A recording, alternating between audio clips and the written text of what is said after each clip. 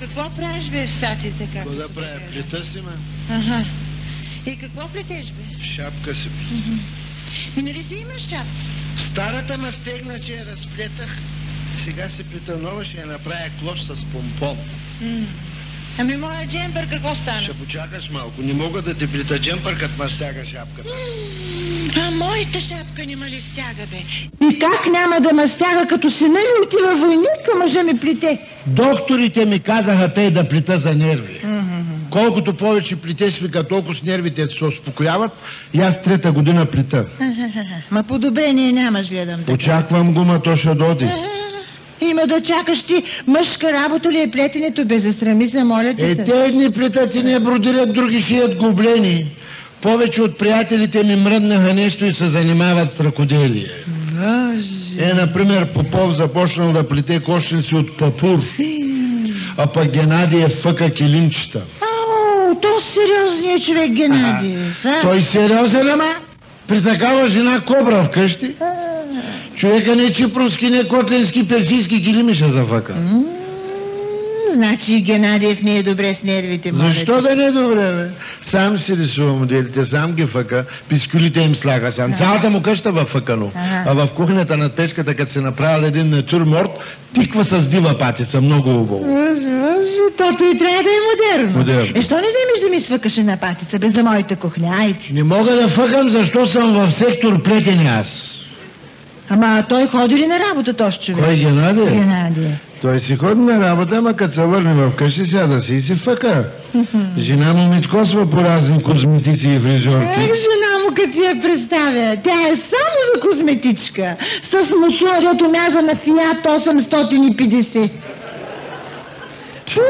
Красавица, просто. Тя е твоята прилича на самосвал.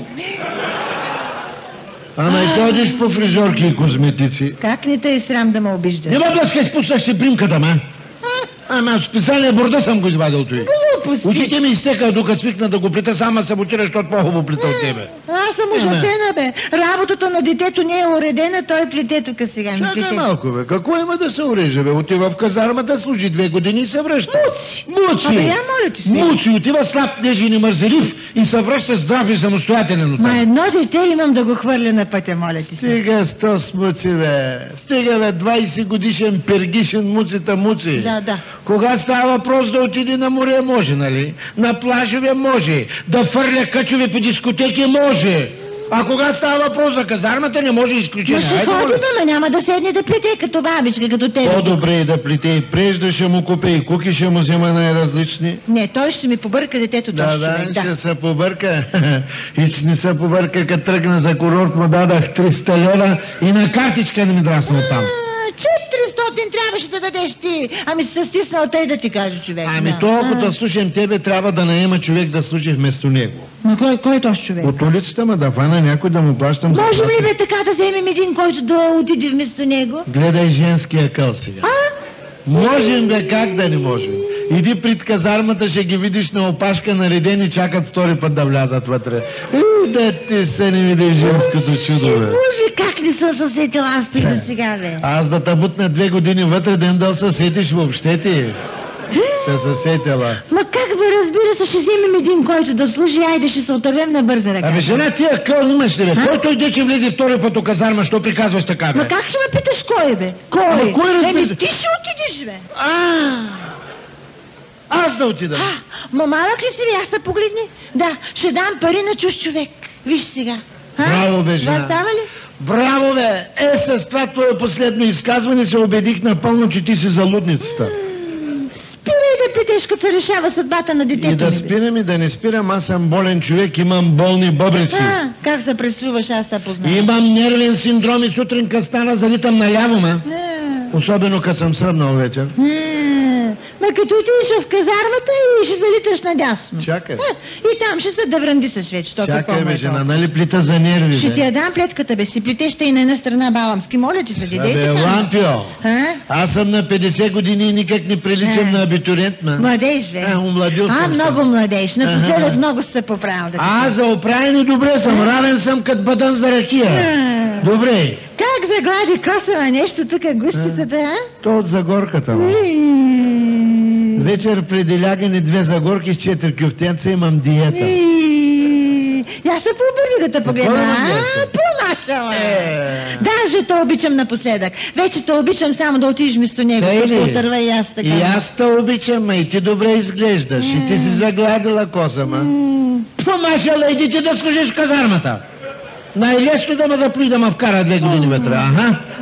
Аз за него в огъня влизам. Ама съм жена, няма да ме вземате. Жена, Зер, като те гледам си родена за старшина в казармата, жена.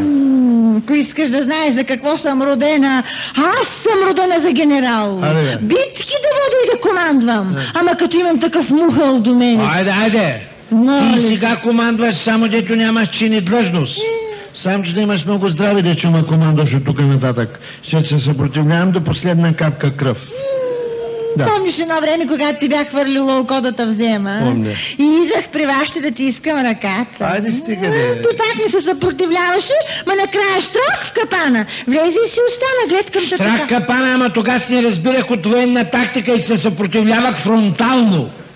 А ти ме нападна от към фланговите. Прекъсна ме стратегически отила, приложи ми на ръчна фатка и сега плита.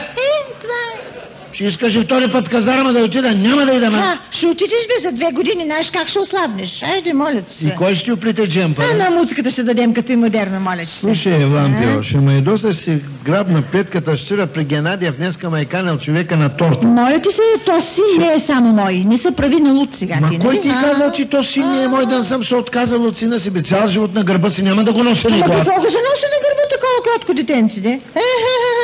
Кой му пишеше домашните, като беше в училище? Той всички го правят, да те кажеш.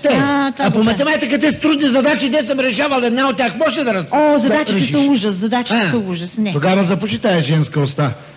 Особено имаше една задача, дед казва тъй. От градовете А и Б са тръгнали 2 влака.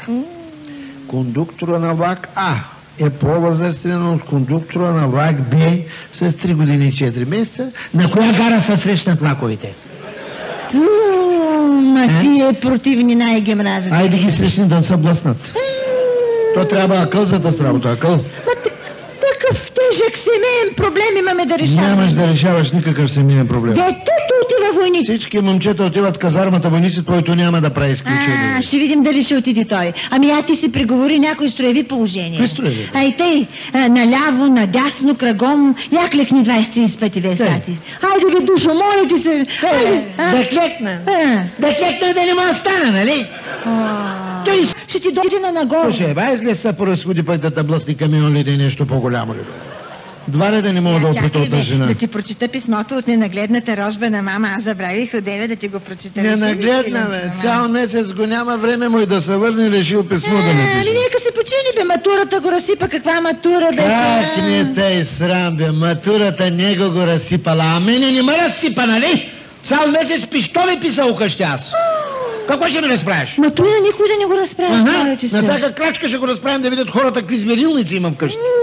Я виж сега. Мили майко и татко. Ох, на мама бомбона. Боже, ко дете има. Я виж на мама бомбона колко пари иска още. Не е за пари. Когато четете тези редове, в нашия живот ще са настъпили известни промени. Опала! Очаквах ги. Хубави промени. Какво бе? После ще видиш най-не друс. Сънчо от горичка. Пресъхна ми го. То там хубаво на морето, ма топъл песък, лунни нощи, плис, айда! Тук ще ти доведе някой снаха от Странджанско, някой каракачанка и ще видиш. Пепел ти на устата бе в щати, бе, баш. Пепел, чакъл, това е положението. Почти нататък. Като тръгнахме на корон, всички получиха повиквателно. И аз получих. Какво? Не ви казах, защото знам, че татко има нервен синдром, Оля е в стати. Той е получил повиквателно. Ма чакай, бе. Без да ми каже на мене, бе, на майка си. Ма чакай, докъде бе?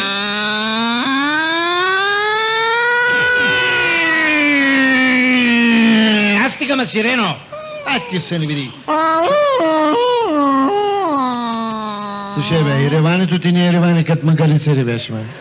Аз запри се малко, бе. Стига, бе. Чакай, ма хората китки слагат на главите дарови, дават аз котатък да ти хубавото детеци, мамо. Как не те срам, а? Как не те срам здраво право момче в казарма изпраща? Вместо да се гордее, тази ще ме реве да станем залезят пред комшиите, ставаме, бе. Велика древе рожба на мама. Слушай, ако не млъкнеш, ще те ръгна с куките, да знаеш. Виж ли, ще те направя на ръшето. О, ти си проклет като Леонсио, бе. Аз ще ти дам един Леонсио на тебе. Чуваш ли, виждаш ли ги? Ох, мамо, как ме блъсна главата. Да, бе, блъснала е глава, нищо не те блъска, че не излизаш от къщи. Къде да изляза? Тя излез да те блъсне, ама не щеше. Виж какво пише сега. Всички решихме направо от курорта да отидем в казармата, така ще е по-добре за вас и за мен. На куки, виждаш ли ги? Ма стресна, Боже, Виждаш ли как ги? можах да те взема, бе? Кой? Ама едно време мама не ме даваше за тебе да ти кажеш. Ама Кой, аз бе? будалата се хвърлих, нали? Аз не мога да се сетя кой ме запозна с тебе, му щупе главичката дано. Голям килипир извадих с До тебе. черния петък съм роден. А куки? Ще онемееш набързо? Ама, виж какво пише. Пък и на мен ми е време да решавам нещата сам, а не мама да ги решава вместо мен. Да. Виждаш колко бърже поумня детето, като съм мана от главата ти. Да. Мили татко, когато ти да ми старшина, ти ми беше.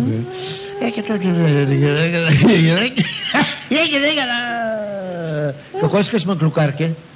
Ма що клюкарка? Мила мамо, няма тук. Ох, няма вече, мила Няма мамо, вече. няма, мамо. Няма вече. Айде, аз после на спокойствие ще го проста. Чакам ви на клетвата, тогава ще се видим. Ваш Драгомир, бивш муци. Ох, чак на клетвата, безцен камък Да. на мама. Браво Главата на му ще татко. щупя на него аз. На При кой? първото свиждане да видим как се отива в казарма без да пита майка си. Щупи, бе. Как бе той, какво послушно дете имах аз го Щупи, изпускам. бе, щупи, бе. А? Посегните на военно лице в служебно време да се оттърве от тебе, баре, майде. Тъй се посягало на войник. Как Не. не тъй срам, бе, майка ни било това? Веднага тръгвам при полковници, при генерали да я оправям да срам. Къде искаш, бе? Що не плачеш, бе? Няма плача. Що не си скубиш косите? Нямам ко да скубя, проскубам, а ти. Ма нерви нямаш ли, бе, къде са те с Нямам нерви, имам предка. Веднага тая плетка ми я давай, защото моите Добре. нерви са в голямо напрежение сега. Заповядай. Сега колко бримки да си Две отсам, две отсам. Леле, как ме удари нерва, моля се, как ме удари. Виж, мъж, Слушай, защо така на една страна дръж ми... кълбото и не са друса таква си искаме лабава шапката стегнато плите. Ма що ми се отвинти така на една страна Ще те главата, завинти бе? и много ще завинти. не, Айде не. ти плите, аз да отида да почерпя като войнишки баща. Не, и аз идвам с теб. Аз съм войнишка майка. Кой бе? Аз бе. Моля те, не ме докосвай. Моля те, не ми се бъркай. Моля те, не ме нервирай тъй. Както при като ти нула един ще види, моля те,